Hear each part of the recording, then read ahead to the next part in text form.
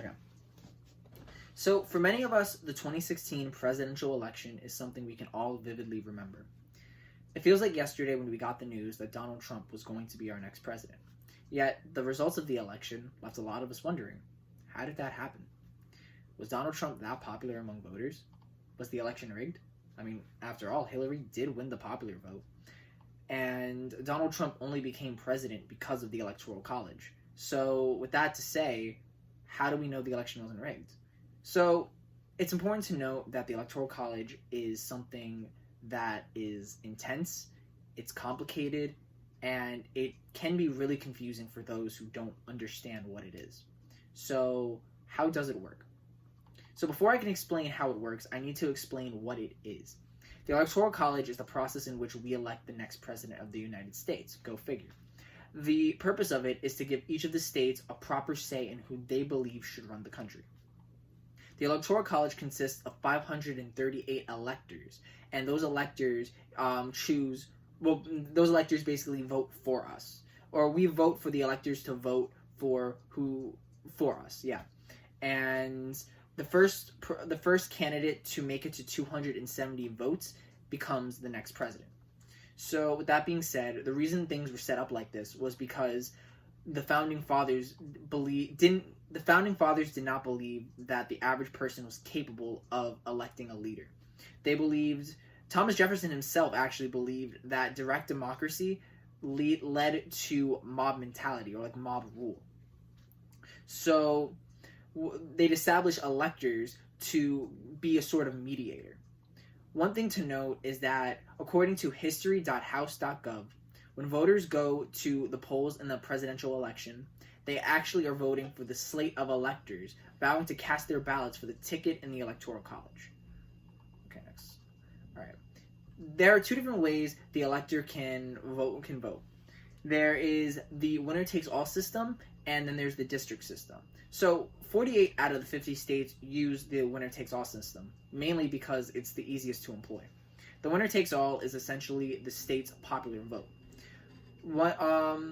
A good example of this is Donald Trump when he won Florida or any of the states in the Midwest. He was able to win those electoral votes because the electors believed he was the most popular among voters. The second system is the district system, and only 2 states employ this. It's Nebraska and Maine.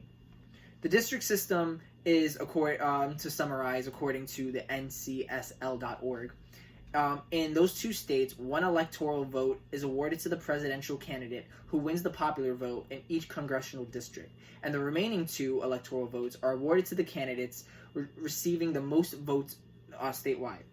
So a good example of this is during the 2012 to 2008 election, when it was Obama versus McCain. And what happened was Obama won 1 congressional district while McCain won the other 2.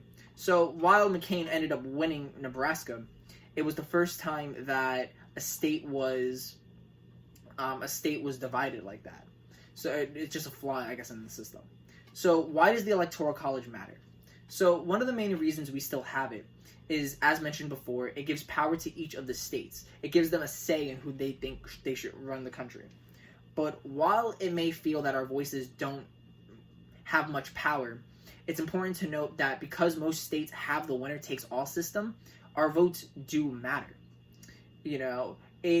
Because they tell our designated electors who the people want in office. However, I'm sure you're wondering what happens if our electors don't listen to the popular vote. And because, that has been thought of, there are laws against faithless electors, and those offenders will either be subject to a fine, and in some states, their vote won't matter, or their vote won't count, because, they're not going based off what they should be. As time goes on, there's been a growing number of calls to abolish the Electoral College. Ever since the 2000 election between Bush and Al Gore, there was, in one of the states, they kept recounting the electoral votes, and in each time the results ended up being different. So in some cases Bush would win, in other cases Al Gore would win, and ultimately the state ended up going red, and that gave Bush the electoral votes needed to win the election. And because of that, there have been several proposals to amend or even abolish the system altogether. And actually, every few years, some person or someone calls to abolish the Electoral College. But while to abolish the Electoral College and go based off direct democracy, and while this is objectively a better idea, it's important to note that it's very unlikely for this to happen. And the reason why is because one of two things must happen. The first one is Congress needs to create an amendment in which both the Senate, and Congress agree on, and that in of itself is very unlikely. And the second one is 2/3 of all the 50 states need to call for Congress to converge, and then each of the states will create an amendment, and that amendment would need to be ratified by 75% of the states. So, with that being said, in conclusion, the Electoral College is one of the most fundamental systems in our democracy. Its purpose is to give each of the states a say in who should run the country. And while most states, and they do this through two systems, the district system and the winner takes all.